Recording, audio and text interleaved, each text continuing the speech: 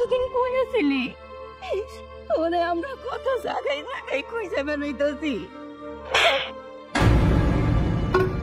ফকিন্নির বাচ্চা বড় লোক সুটকোটলা ছেলে দেখলে নিজের ছেলে দাবি করতে ইচ্ছা করে, অজান রাখতে ইচ্ছা করে, যাতে করে তাদের কাছ থেকে ভিক্ষার টাকা বেশি নিতে পারিস, তাই না? এই তোরা ভিক্ষা চাইছিস, ভিক্ষা দিতে অজান টাকা কোন সাহসে? অজান্তা এটা কি করলি? আমি তোর মা, তোরে না আমি 10 মাস 10 দিন গর্ভে ধরছি, তোরে না আমি মুখে পেটে করে মানুষ করছি, সে তুই আমারে বইলে গেলি বাবা। ছি ছি ছি, তোমার কাছ থেকে এসব বাবা আমি একদম আশা করিনি। তুমি এক কাজ করো, আর ফেরত যাও। কি ক্ষমা চাইবো মানে? ক্ষমা চাইবো ওই ফকিন্নিদের কাছে? অসম্ভব। যাবে না, ওনার বাপ চাইতো ওটা। আমাকে একটা পোলা ছিল তো, দেখতে না ঠিক ওটার মতোই। জানেন ম্যাডাম, আমার বউটা তোর পোলার লাগে কাঁদতে কাঁদতে চোখে কম দেখে, ওই চোখে না দেখা ওনারে পোলা ভাইবা একটু আজান করে ডাক দিছে। ম্যাডাম, আপনি আমার মাফ করে দিন। জানেন ম্যাডাম, আমার পোলার নামটা নাইম। নাইম? নাইম? তোমার নামও তো নাইম। আচ্ছা, তোমাকে আমি বারবার বলেছি যে তোমার বাবা মার সাথে আমাকে কথা বলিয়ে দাও বা তোমাদের বাড়িতে আমাকে নিয়ে চলো, কিন্তু তুমি কখনোই নাওনি। এক কাজ করো, এই মুহূর্তে এখন তুমি তোমার বাবার ফোন দাও।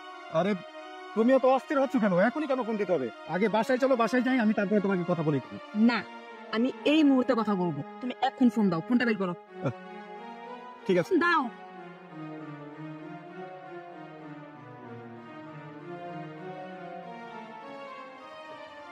বৃষ্টি ফোন তো যাচ্ছে না। কই দেখি।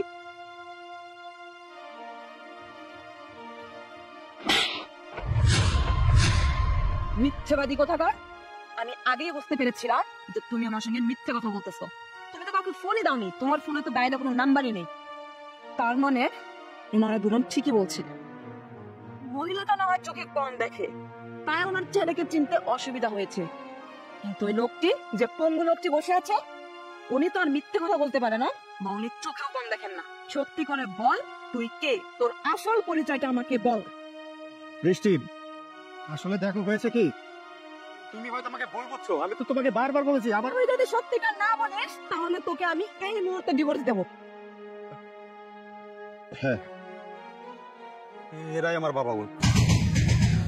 আমি আমি আসলে এতদিন তোমাকে মিথ্যা বলে আসছিলাম। আমি যদি তোমাকে বলতাম যে আমার বাবা মার এই অবস্থা, তারা রাস্তায় রাস্তায় ভিক্ষা করে, তাহলে তাহলে তুমি হয়তো আমাকে ছেড়ে চলে যেতে।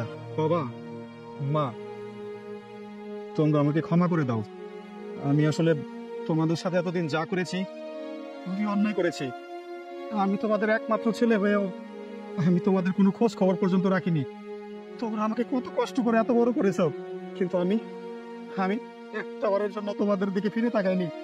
তোমাদের যত সয় সম্পত্তি ছিল আমি ব্যবসা বাণিজ্য করার কথা বলে সবকিছু নিয়ে চলে গেছিলাম।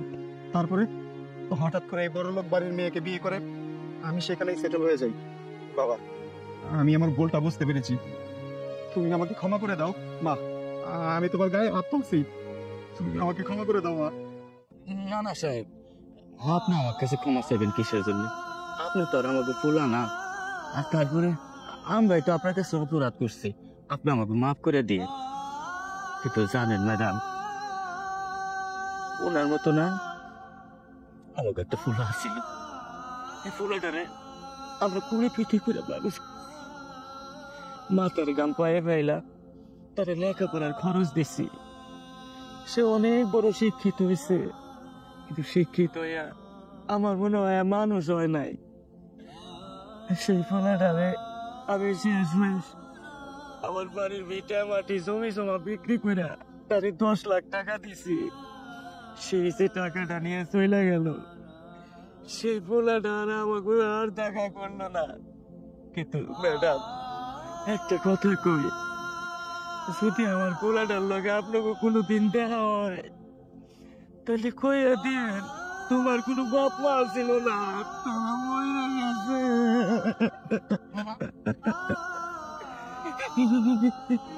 এনে তোর ফোন। আর হ্যাঁ, সময় মতো তুই তোর ডিভোর্স লেটারটা পেয়ে যাবি। যে কিনা নিজের বাবা মাকে অস্বীকার করতে পারে, সে আর যাই হোক আমাকে ভালোবাসতে পারে না বা আমার স্বামী হওয়ার কোনো যোগ্যতাই তার নাই। আমি নবী কোথাকার, তুই আর কোনোদিন আমার বাড়ির আশেপাশেও যাবি না।